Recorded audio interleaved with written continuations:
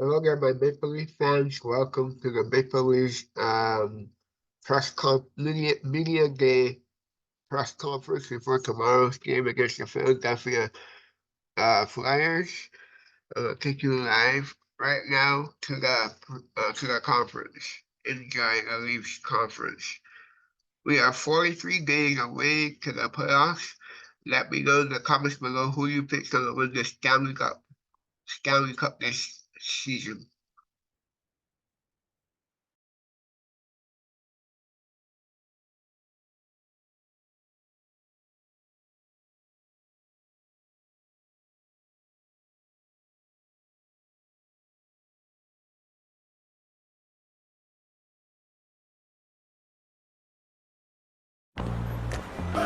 If it raises your eyebrow, it should raise questions. Check the facts before you share online. Learn more at canada.ca/disinformation. A message from the Government of Canada. The highest art is beautiful.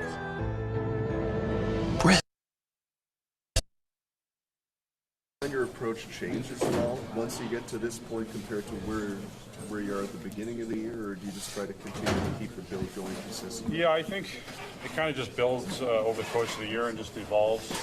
I think naturally, just through the course of the game and the season, what you go through individually or as a team and what's going on across the league and the stage of the season, things just kind of naturally evolve. And especially when you've been through it a few times, you get a sense of how things kind of change and adapt and how you got to go about that yourself. So whether that's the actual gameplay or how you prepare, how you try to do different things to be as fresh and as ready as you can as the season becomes a grind and you go through a lot physically. So it's just kind of the natural evolution of getting to this time of year. The last one for me, is there a big benefit, John, to having a few days off here since the last game to get everybody who's new acclimated and just almost to reset a little bit? Well, certainly I think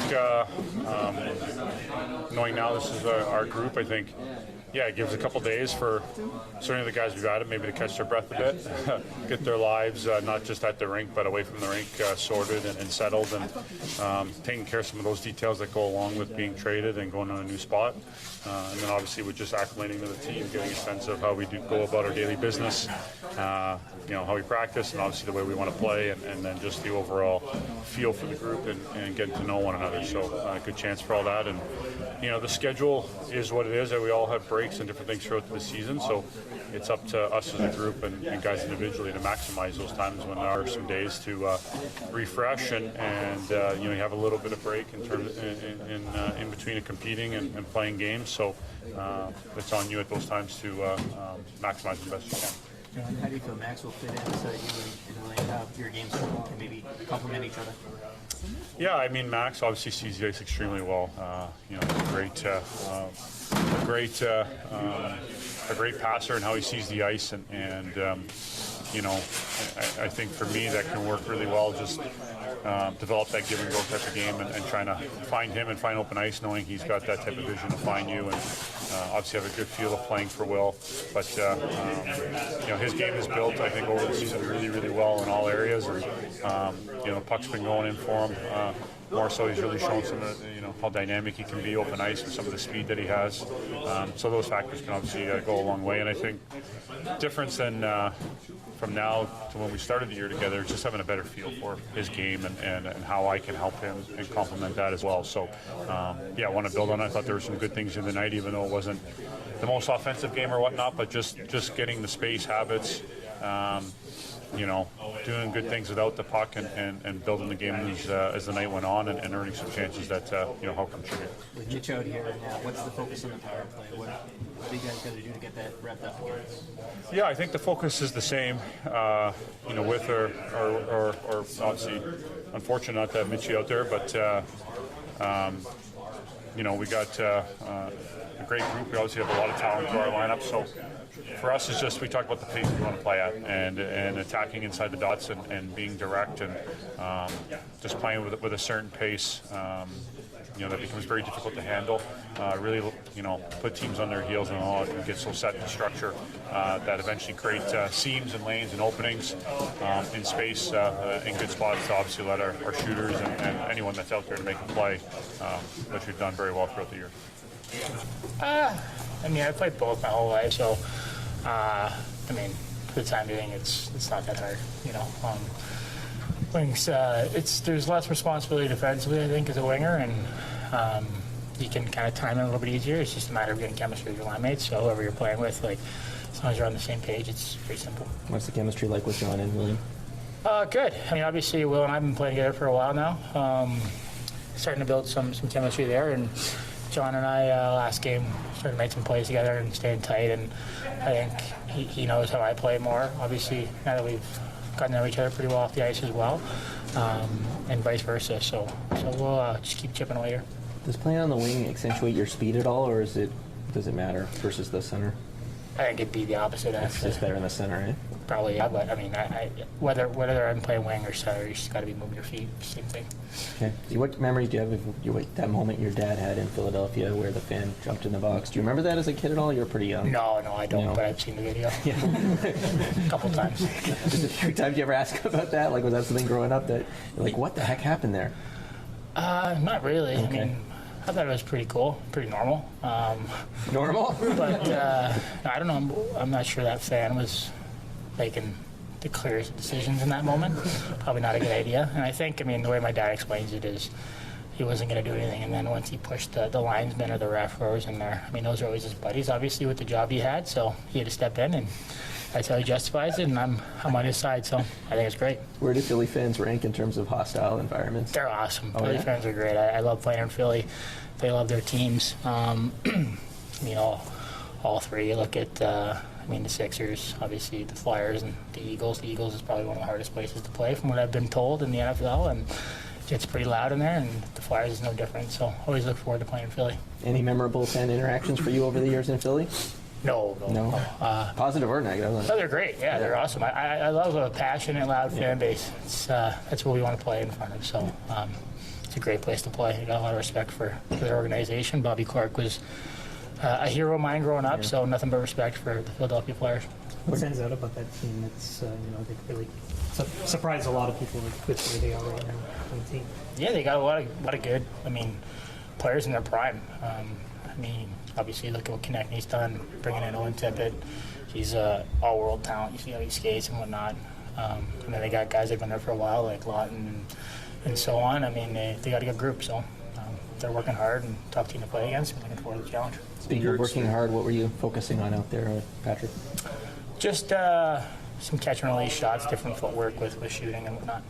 In your experience, Max, at this time of the year, final stretch after trade deadline, do you notice a change in the game in terms of how it's played and the intensity and all that? Yeah, I think that starts, that's from game 1 to game 82. Every game that you go along, it gets harder and harder because you get closer to the playoffs. So we've said that from Christmas. Really, you got to start up in your game, and this is what you want to play for. You want to play for a chance to be in the playoffs, and when you get there, anything can happen, and that's what we're focused on right now, is just taking it day by day and trying to get better as a group and prepare for trying to make it in the playoffs here. Did this mini lull in the schedule come at a good time for the group? Yeah, it's great. We'll take it. Whether we had it or not, I think it's a nice time to gel as a group when you have a few new faces and whatnot. So a couple of good practices. I think key for giving us a couple of days off was huge. Boys are fresh. Boys are flying and snapping around out there. So that's what you want to do and take full advantage of. The 4-day break, so to speak. It's not about doing these crazy long practices and stuff. It's just a matter of getting fresh and being ready to play on whatever it is against Thursday, I guess, right? Against Philly. So I'm pretty excited about it. For a long run at center, what's the key for Max moving back to the wing with those guys? Just recognizing his responsibilities are a little bit different defensively, but offensively it's a little bit different too, where you can get ahead of the play a little bit more, as you saw in his goal in Montreal, and use speed that way, whereas from center he's kind of using his speed coming from below the play or below the puck and kind of leading the charge with the puck that way. In this case, you may be leading the charge a little more without the puck. So there's a little bit of an adjustment there, but it also leads to, I think, more pucks on the wide entries, which is a bit of a strength of Matt's in terms of playmaking ability. So, yeah, there's an adjustment there for sure, but I think that's more so just on our half of the red line. Other than that, it's really just kind of playing hockey. All things being equal, with a healthy lineup, obviously injuries getting there, would you rather be solidifying lines, or are you quite happy to keep experimenting with lines going into the playoffs? I mean, of course, you'd like to solidify some things and keep things consistent, but this time of the year brings different things, right? Whether right now it's Mitch's injury, and that's a significant player that changes the outlook of our team pretty dramatically. So you got to adjust accordingly. So that's really it. But I think we have a pretty good sense of our lines and combinations of work. We've been pretty consistent through the season for the most part. Obviously, an adjustment with John and how we've used him here in the last month or so. But throughout the season, we've been fairly consistent all the way through. And the addition of Dewar, there's not a lot of change to the forward group. What went into the switch with Nylander and Yarncroke in the top six? Obviously, just didn't like them together the other night with in Austin. That's part of it, but also it's more so just getting John and Willie together and getting those guys on different lines.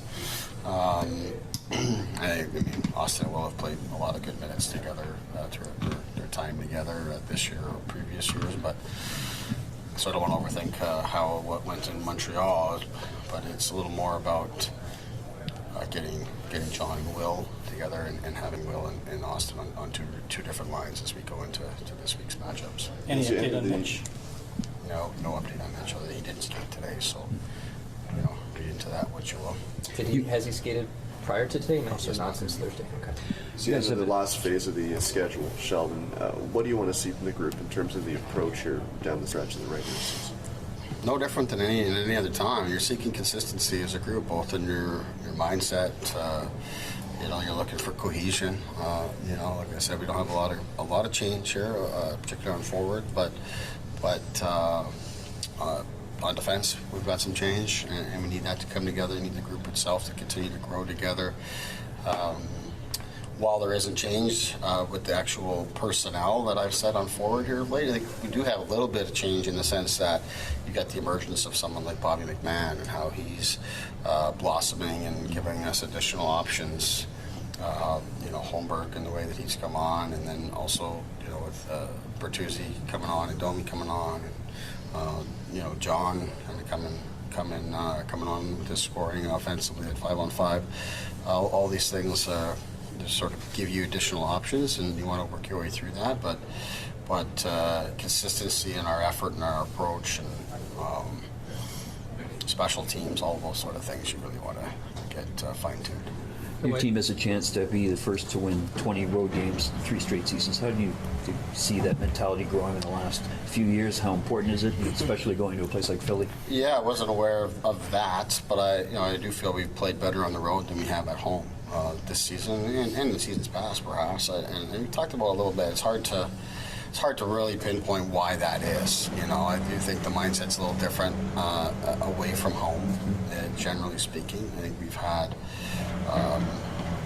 some good, or call it gutsy type efforts on the road in some tough circumstances at times. I think at home we've been less consistent with our play with the puck and some of our defensive play and how we've managed games late, like all those kind of things that have been less of issues on the road for whatever reason. But certainly you want to be a team that can be confident and comfortable in the other team's building, but clearly you also need to be able to bring that same type of approach onto home ice. So that's part of the consistency part we're looking for. No matter who the opponent or the building or the circumstance in the schedule, you want to look and feel the same. Last one here. What are you looking for from Yarncroke on that top unit, on the power play, and in general, just what are you looking for from that group to get ripped up again here? Well, for the group in general, just kind of get in sync and get some pace. As the players come out of this little break we've had, we're hoping that we're refreshed, and that in itself just kind of sparks us offensively, in terms of how coordinated and in sync we are.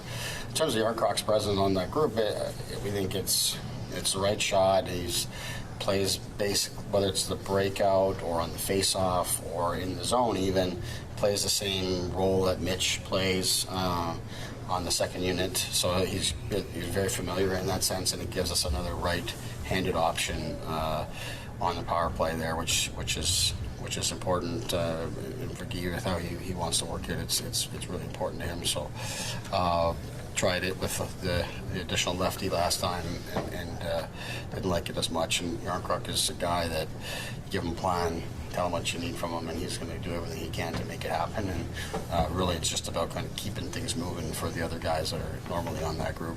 Same here, Joseph. Samsonov.